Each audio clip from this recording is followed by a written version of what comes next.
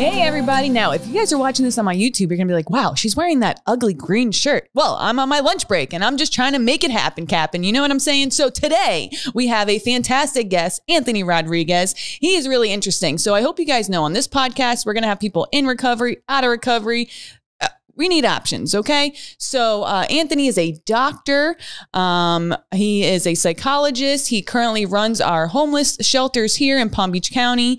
And he has done so much from working in foster care to, he was a Marine for 22 years, was on the police department, NYPD for many years, left there, became a social worker, and is impacting the community every single day. I love how he's always continued his education. He's even opened restaurants and been in hip hop and all sorts of stuff. So I think you guys are going to love it, enjoy it. Let's see what it takes to be a doctor today, huh?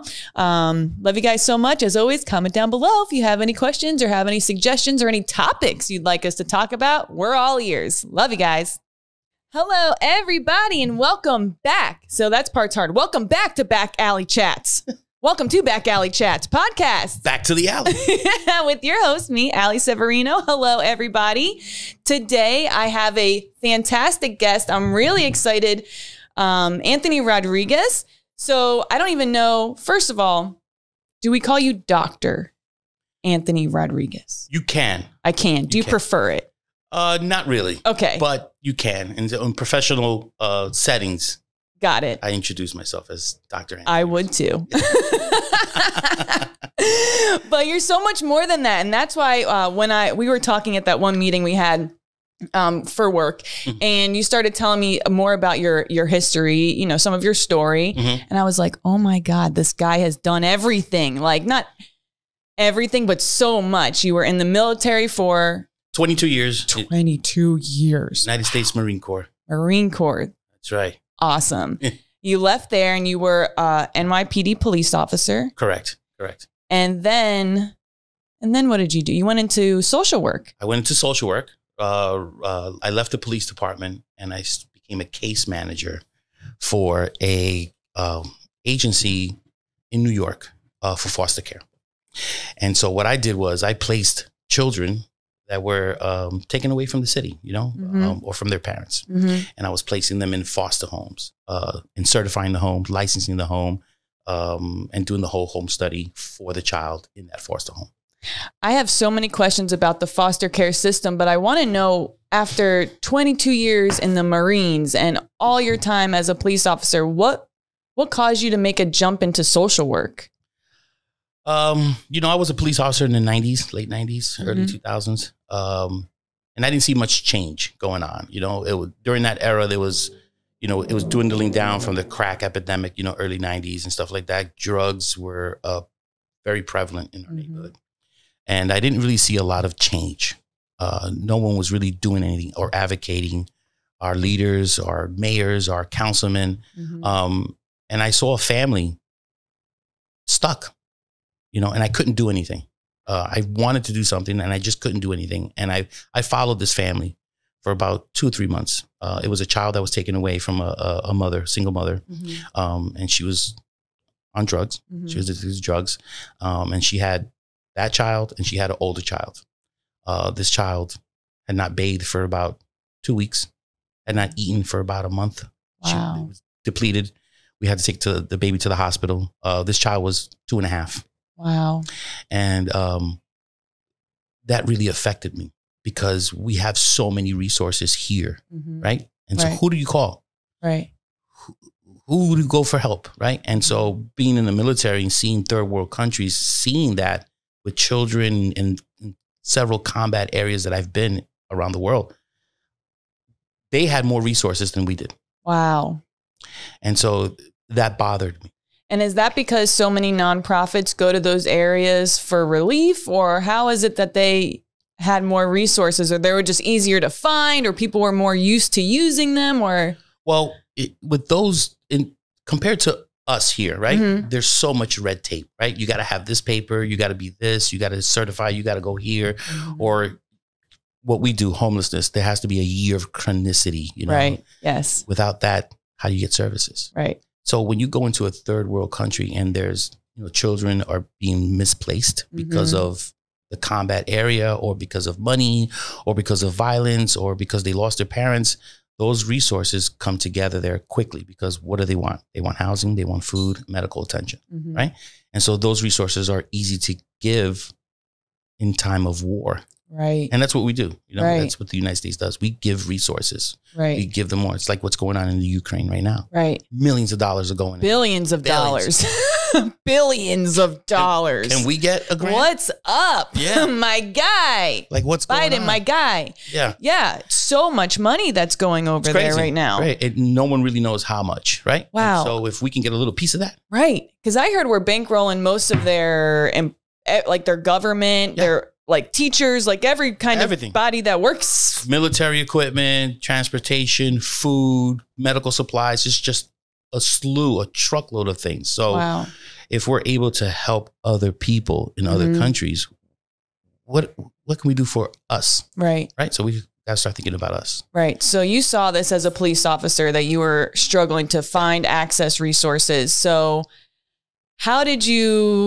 what was like your last day on the force and your first day in social work? Like, what did that look like? Well, it happened, a transition, really. So I had to resign from the police department, you know, put in my time and then secure employment the next day or the following week. Right. And so it was easy for me because I did have friends that did work in social services. Right. And so, Marcia was a very close friend of mine. She's passed on now from cancer. She actually gave me the opportunity. Cool. Yeah. She gave me my first shot. I owe her so much. You know, I wish she was here so that we could really connect. Right. How long has she been gone? 2006. Wow. It's been a while. So she'd love to see where you're at now. Yeah. I bet. And she was a licensed clinical social worker. Cool. So she really inspired me. Yeah. She gave me a shot. Right. Yeah. And so the next day I was in it. And what, like, when I first started working at the city and specifically doing homelessness stuff, before that, I've always worked in for-profit treatment industry, which is so much different. Right. And I didn't have a clue. I didn't have a clue as to how big the homelessness industry was, all the different moving parts to it, the complexities to it, the paperwork, all the stuff. I was like, wow, this is a lot to learn, the acronyms. And that's the red tape. And, and people just don't understand that. But homelessness has been a stigma for a very long time. Yeah. You know, people used to say that, they want to be homeless. No one wants to be homeless. No one wants. You don't want to be in a bad situation. Right. And so that stigma carried around for many, many years until we started addressing the mental health aspect of it. Right. And it's still a massive stigma. Oh, yeah. I mean, yeah. They're lazy.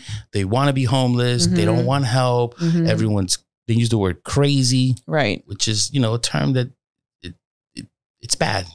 It is. Yeah. I use it here and there, but I try not to, especially, because I don't have formal education. Now I'm getting a formal education, right? But I never did before. So I had no idea that there were these things with these words and stuff. But now getting so much training through the city and mental health first aid trainer, no big deal, whatever, all those little things.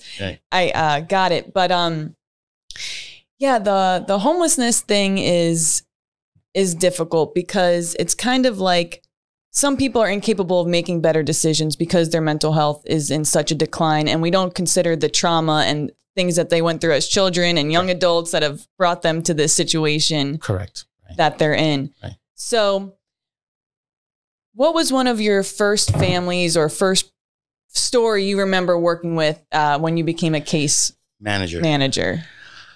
So I worked for a nonprofit organization in the Bronx, New York City. And they specifically catered to children under the age of 21 that were misplaced, right? Or so they were taken away from their parents, their biological parents.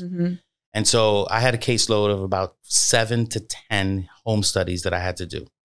One specific story was I had a family of 7 children. Wow. Ranging between the ages of 1.5 years. I think the oldest was 21 or 20. So I had 3 of those children in that caseload. And this sticks out in my head every time. I tell the story all the time. It was a young boy. He was 9 years old. He was taken away from his mother, single mother. She was addicted to heroin, crack, methamphetamine. It was everything. She was doing everything. Right. Cocktails is what she was doing. All the children were taken away. They were put in different homes. But Juan, 9 years old, bipolar, was on several psychotropic medications. And one day he went and got a physical because he needed a physical for his day treatment program. His primary care physician decided to take him off his psychotropic medication without consulting someone. Oh, wow. And that spiraled because he was off his medication. Now he had to go to detox. At 9. At 9. Wow. So can you imagine having this experience at 9 where you don't know really what's going on in your brain because you stopped taking the medication? Right. You don't know who to listen to. Right. You don't know who to trust. And now you're acting the way you're acting because you don't have the medication. And so I had to go pick him up at the day treatment program, take him to the emergency room, get blood work, and then refer him to another 21-day program. And how hard is that to find for someone that age? Is it? I've never even heard of someone that age having to go to like any kind of treatment or. It was difficult, but we had a lot of referrals, and there's a lot of agencies or nonprofit organizations for youth in the New York metropolitan area, right? Cool. And so it was easy for me because it was a phone call, but the experience and what I had to go through with him. So he was very attached to me. And so he didn't want to go.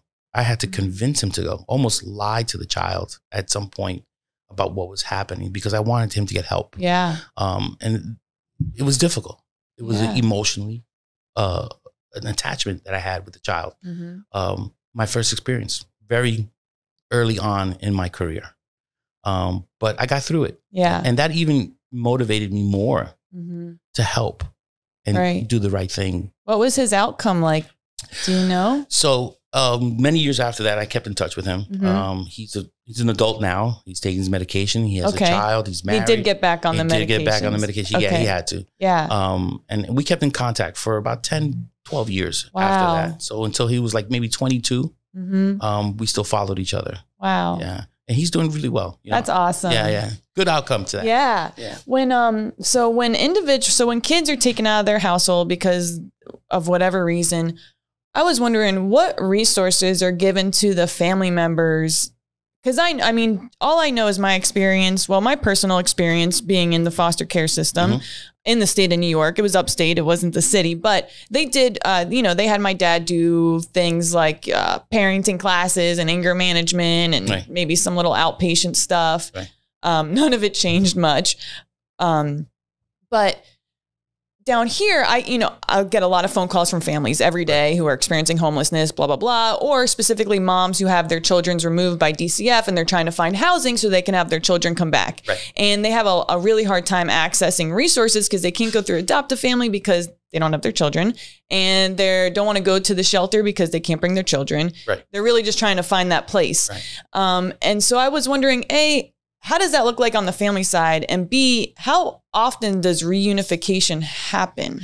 So the ultimate goal in foster care is reunification, but you have to look at it on a case-by-case basis, right? So are both biological parents available and want to be parents, right? And what are their goals? What do they need to fulfill in order to have their children return back to them, right? In some cases, you may not have that opportunity because there was a legal action towards the parents, or there was a criminal act involving the child and the biological parent. Right. And so you have to really look at that. Are there resources for them? Sure. At one point, can they reunify? Probably. But the best interest is for the child. And a lot of county, state, or federal agencies, that's their priority. It's the welfare of the child. Right. And so foster care is a catalyst for individuals who may not be able to have children, or their children have moved out and they still have space or energy. Right. And those are the people that we want, right? Because they want to have children. Right. And that's who you're specifically looking for, is people who are just enjoy having children around and want to care for them. And I'm sure there are people who don't. Have you ever had any experiences with a foster home or anything that wasn't doing the right thing? And how do you guys check? And do you go there? Because I don't really remember anybody actually coming to check on me. When I first got placed, when DCF first got involved in my family, I originally went to my best friend's house. Her parents became like foster parents. They like went through the whole thing, the home studies, all the background checks. It was a big process. It's a huge process. Huge process. Me and her got in a lot of trouble. We had a tent out back, smoking weed, doing things, boys, whatever, the whole thing. They wanted me to go. Right. So I ended up in like this group home, which the parents were very, very awesome. They were very awesome. But we were out in the country. And I don't know. No one really ever came. I got my check every month, and that was kind of it. So when it comes to foster care, right? Placing or the work that needs to be done, right, is a background check. You have to do a home study, right? Have I had experiences where people have been in for the money? Yes. Yeah. You will find that, because I don't know how much foster care is paying now, but when I was doing it, for each child, you were getting at least $800 a month. Right. Which is like a lot. It's especially in the early 2000s. That was a lot. So can you imagine if you're a foster parent and you've got 3 kids? Right. You're talking about $2,400 a month. So now you have to feed them, clothe them. Right. And so agencies provide all other resources. Right. So it's after school programs, transportation. Oh, that's a good point. Medicaid. They provide all that. So the foster parent really is taking that check and using on the child for either food, clothing, extracurricular activities, anything. Right. And it is a money business. Right. But you really have to isolate those individuals. Right. So there are requirements to placing a child in a home. So every child needs to have at least 150 square feet of living space. Okay. Right. They need to have a bed, a dresser. Right. Food. There has to be a grocery list every week. And case managers do visit the homes once a week. They're supposed to. They're supposed to, right? Oh, wow. They're supposed to. And any medical appointments, they're supposed to notify the agency, the case manager, that what's going on with this child. Right. Dental, eye vision, medical, everything. Right. Because the child, you're taking care of this child. Right. In most cases I've seen, or my experience is that foster homes or foster parents end up adopting. Wow. And that's the second goal, right? So if it's not unification, it's adoption.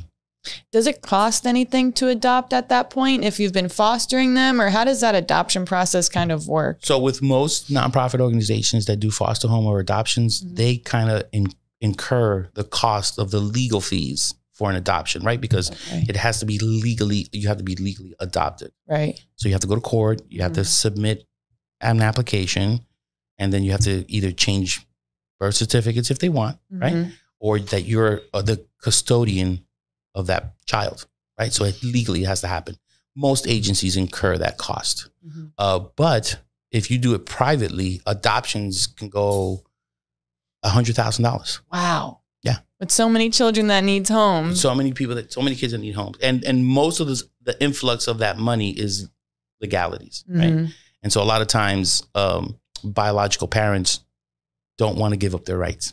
Right. Right. Which makes sense. Makes sense, right? Yeah. But if they're not doing what they're supposed to be doing, right? They're not getting help, they're not getting treatment, they're not getting a job, they're not getting a home, how are you going to take care of a child? Right. Can't. And so at some point, we need to make a decision. Right? And so legally, we have to go to court and tell the judge, hey, this biological parent, this is what happened. They're not complying, just like in compliance in other departments that you and I work in. And then this child will be ready to be adopted because he spent 2-3 years in foster care with his parent. Yeah.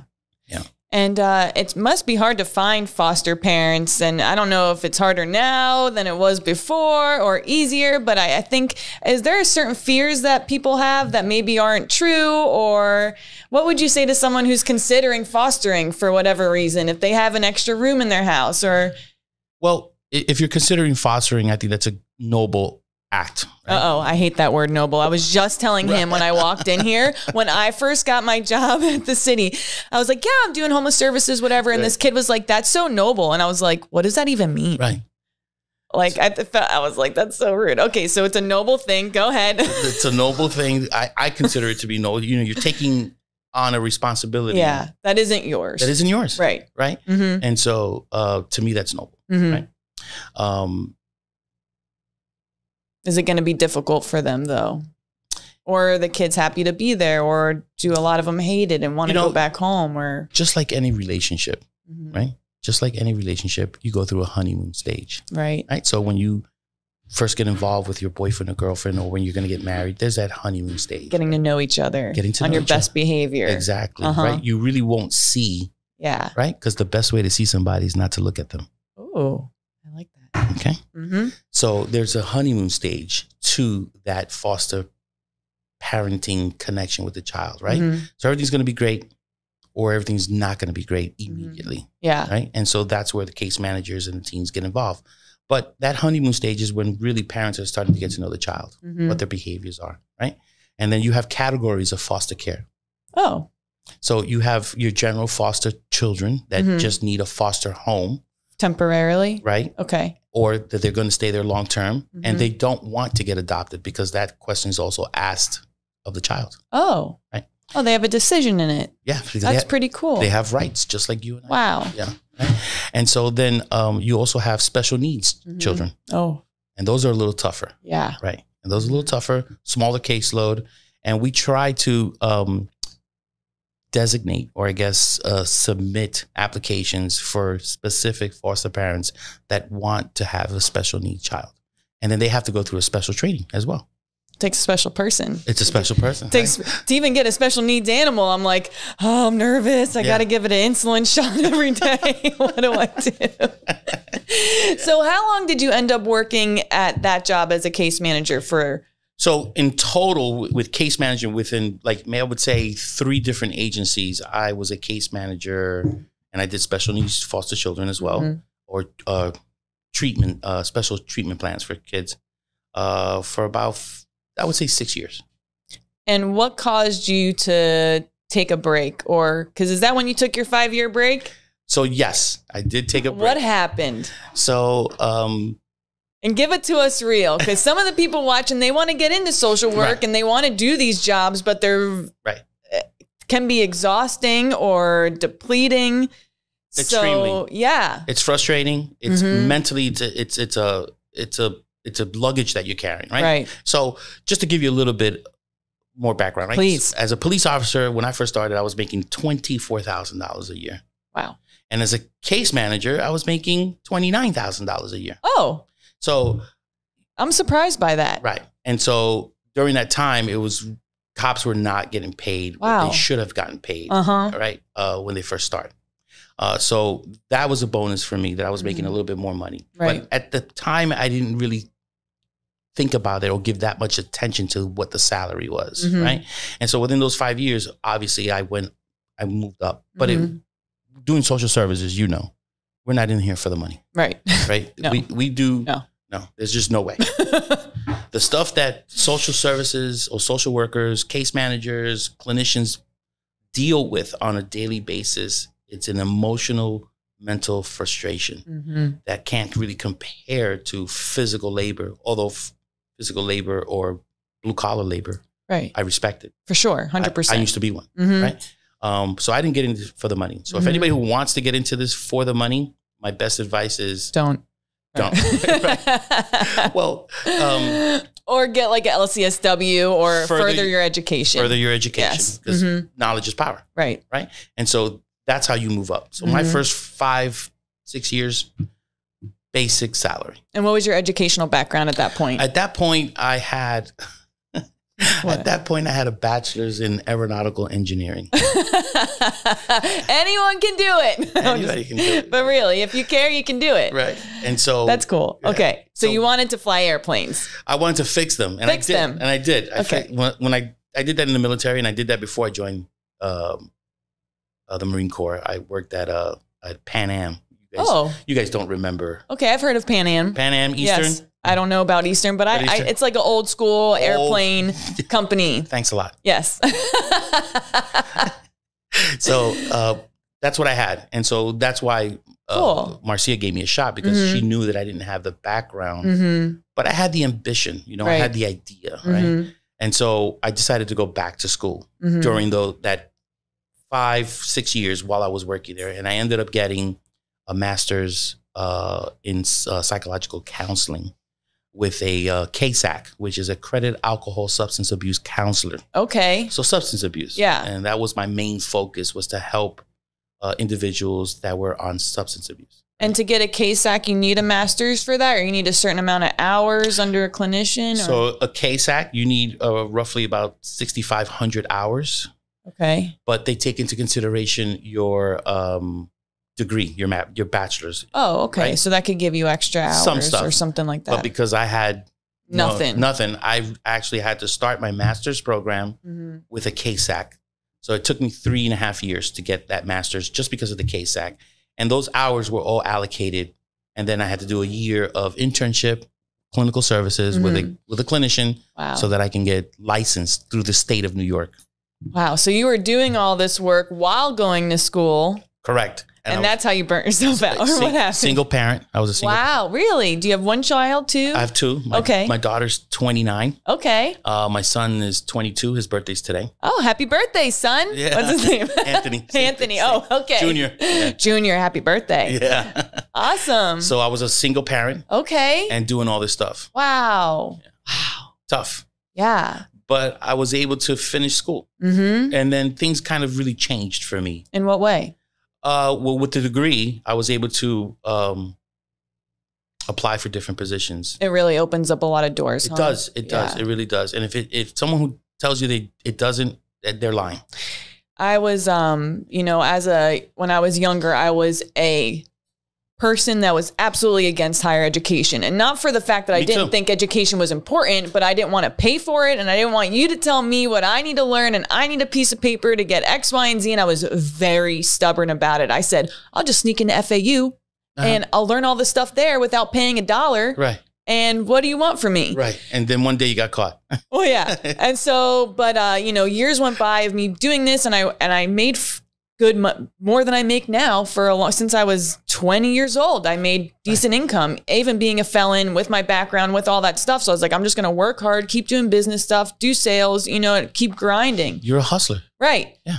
So eventually, a friend of mine was like, listen, I will pay for you to go take your first class or two, you know, at Palm Beach State, and just try it out. See how you like it. Okay. And it was funny because my ex-boyfriend's mom used to come to town every summer. Right.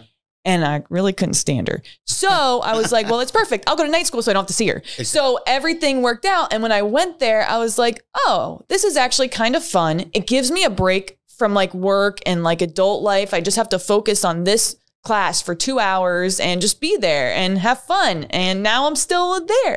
Just think about the networking and the people that you're going to meet. Right. That's what school's really about, right? Right? Because it's not about the paper. It's about that you can get up in the morning, go to class, do the homework, and come home. Right. And that's what employers are looking for, that you're consistent, right? Hey, listen. I hear you. I understand. You know, I got that thing in me. I'm like, listen, I hate burn the system down. I hate it, but I know I comply. Yeah. Yeah. I'm there. I mean, I was like you at one point. I hated school. I was a terrible student. Terrible. I mean, 65 average. I was cutting school. Right. I was going to hooky parties, you know, doing everything, smoking weed, whatever. Right.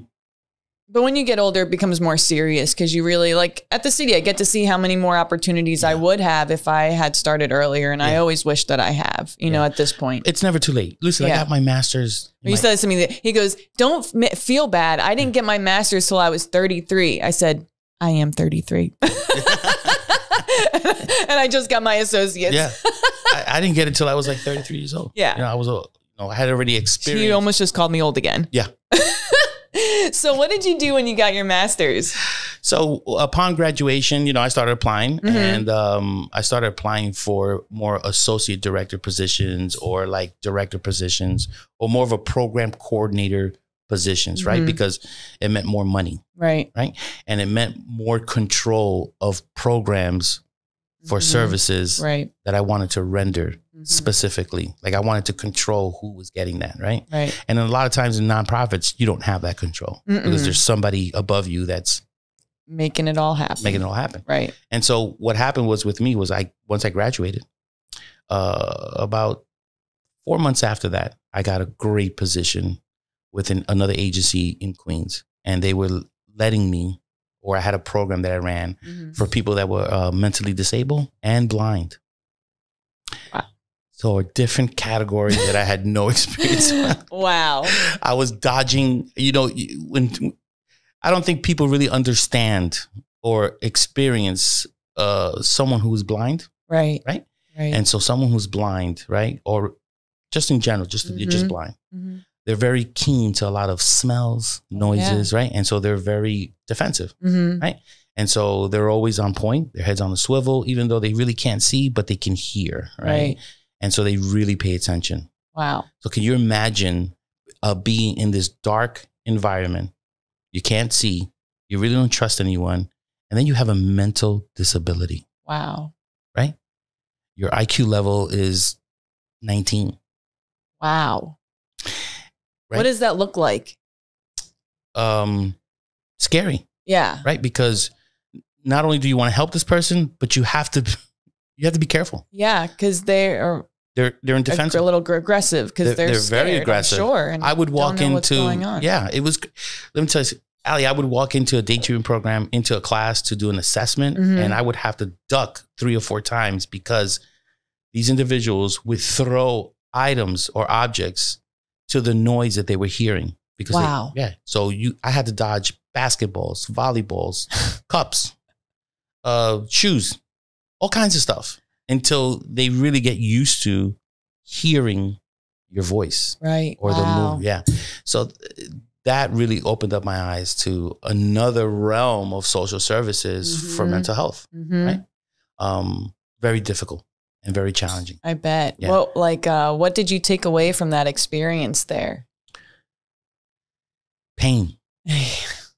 Just the pain that I felt for the guests, the clients, Did they live there, or they lived at home and they came there during the day? So it was a curriculum. So they would go home, spend time with their families, and they would come to a day treatment program where we would, assess them, try to educate them in some way, have extracurricular activities, some type of. What does that look like? What kind of extra? Like a school. Well, like what for that kind of individual with those kind of disabilities? What kind of extracurricular activities? It may sound humorous, okay, but let's play basketball. Really? Right. And so the hoop would have a bell. Oh, wow. Right. And so every time you would throw the ball and it would hit the hoop, it made a noise. That's how they knew where the hoop was at. Wow. Right. And so, sound is what really helped us a lot. Music, dancing, exercise. So those are things that they can do, and you don't really have to see to do that. You just have to really listen. Right. So it wasn't really sitting coloring outside the lines. Right. That wasn't happening. So that's the type of programs that I used to work with.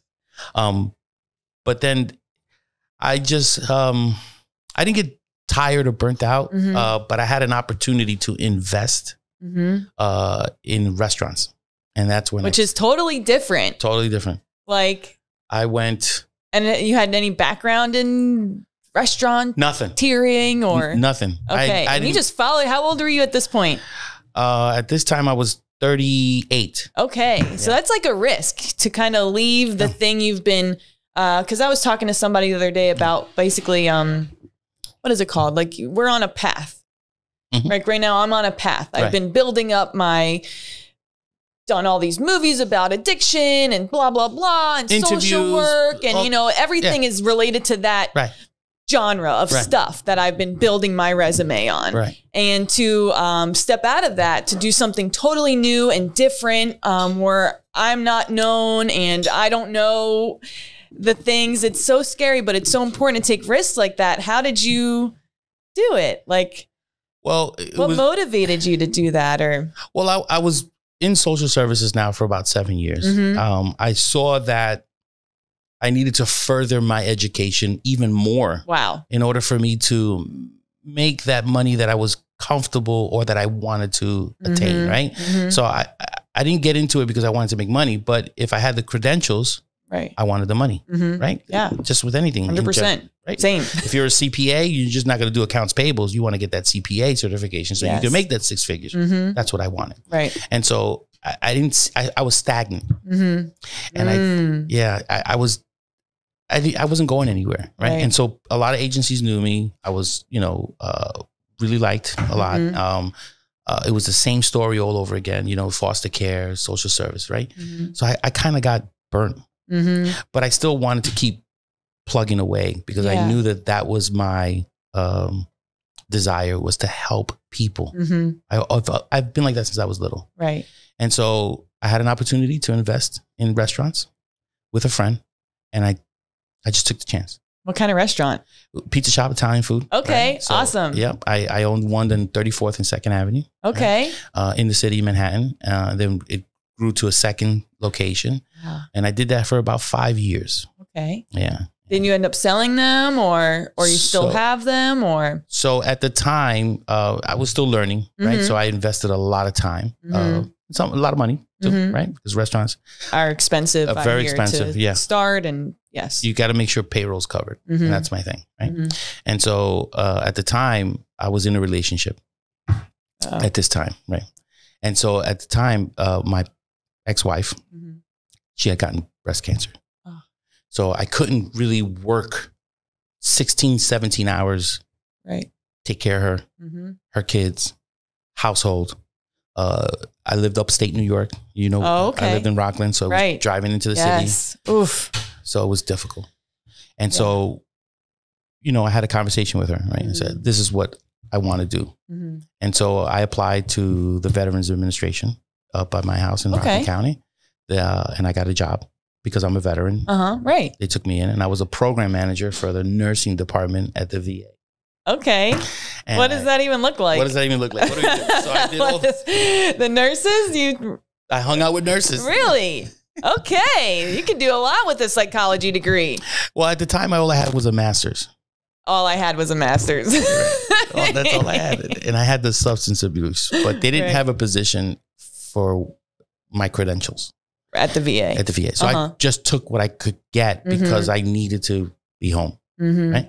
And so the nursing department took me. And so I was the program manager and I made sure that nurses were licensed, credentialed. Oh, that makes sense. Payroll, benefits, meetings, all kinds of stuff. Working for the VA, very different from nonprofit or anything. Really? I've always wondered that. Is it a lot more red tape, less, better, worse? More systems.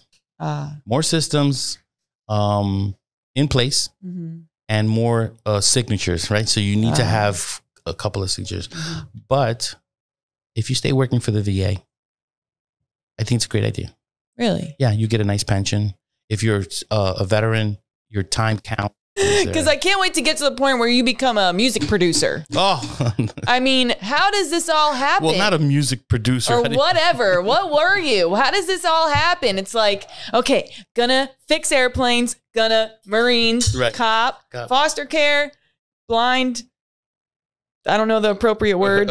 Slower. Day treatment program for mentally disabled people. Mentally disabled people. Restaurant. VA, pizza, music. So during the time where I had the pizza shop, I had gotten involved in doing a lot of security work and bodyguard work. Back in those days, I was a little bit bigger, right, and I had a little bit more experience. I was able to carry a firearm and stuff like that, right. And so working at clubs got that connection for me to do bodyguard work and meeting people in the industry. And then I linked up with 2 individuals that were in the music business and needed financial backing. Oh. So I'm the guy with that money. At that time I had some money, right? Where I just wanted to invest so I could make more money. And so I thought that was a great idea to invest into the music. And it worked out for me for a very short time. Okay. But the music industry is cutthroat. I bet. It is. And if you can see, a lot of different podcasts are out out now, if you could hear the conversations, it's terrible. I would never get back into the music business ever again. I ended up kind of breaking even. It was a very short stint, and I focused back on the restaurants. Right. And then my wife got, my ex-wife got sick, so I had to go do that. But I was at the VA for about 2 years. Okay. It was contract work. They had to renew it every 2 years. At that time, after the 2 years, I decided not to renew the contract. I thought that I was underpaid. Right? I was making maybe like 52,000. And what year was this? This was like 2012, 2013. Yeah. Which for a master's degree was probably not enough. That's not enough. Not enough. I felt it wasn't enough. I had dedicated. I had already had experience. I had the credentials. I had the license. Yeah. Right? No, for sure. 100%. Right. Not and enough. I was not moving in the VA. They were not promoting me, especially in the department that I was in. Right. Nursing. Right. So you're not a nurse. Not a nurse. Not that there's anything wrong with being a nurse. I love nurses. Nurses are great. Yeah, nurses are great. They help people. 100%. They give you drugs. Yeah. The best part about nurses. They're always smiling. They all like, cotton. But then I went into shelters. Okay, so you worked at a shelter in New York City or New York State? Both. Okay. So, because that was one of the questions I wanted to ask you, because I know our shelter systems are different. Completely different. So, and I don't know if I said this earlier, but basically you're director of our local homeless shelter here. Correct. So that's how we met. That's how we get to work together. Right. So happy that you're there. Yeah. That position was unfilled for a little bit. Correct. And we needed somebody to come in, and thank God, in my opinion, you're there. I'm so grateful for that. Thank you. I appreciate that. So, all right. Because I know from the little bit I know about New York City, it's like a right to shelter state. So individuals have to be offered a nighttime place to sleep inside, or...